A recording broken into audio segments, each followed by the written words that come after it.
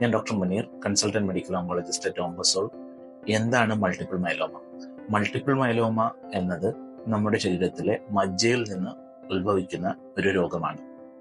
കുറച്ചുകൂടി അടിസ്ഥാനപരമായി നോക്കിയാൽ നമ്മുടെ രക്തത്തിൽ കാണുന്ന വെളുത്ത രക്താണുക്കൾ, ചുവന്ന രക്താണുക്കൾ, പ്ലേറ്റ്ലെറ്റ് എന്നിവയിൽ വെളുത്ത രക്താണുക്കളുടെ ഗണത്തിൽപ്പെട്ട ഒരു അടിസ്ഥാന രക്തകോശമാണ് പ്ലാസ്മ സെൽസ്.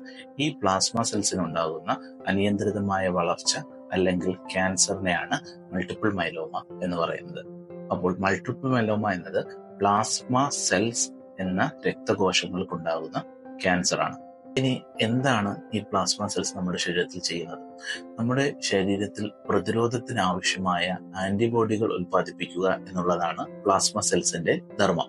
ഇനി മൾട്ടിപ്പിൾ മൈലോമ ആർക്കൊക്കെ വരാം, അല്ലെങ്കിൽ അതിനുള്ള റിസ്ക് ഫാക്ടർ എന്തൊക്കെയാണ്? സാധാരണയായി മൾട്ടിപ്പിൾ മൈലോമ 60 വയസ്സിന് മുകളിലുള്ള ആൾക്കാരിലായിട്ടാണ് കണ്ടുവരുന്നത്. എന്നിരുന്നാലും അതിന് താഴെയുള്ള ഏജ് ഗ്രൂപ്പിലും ഇത് വരാം.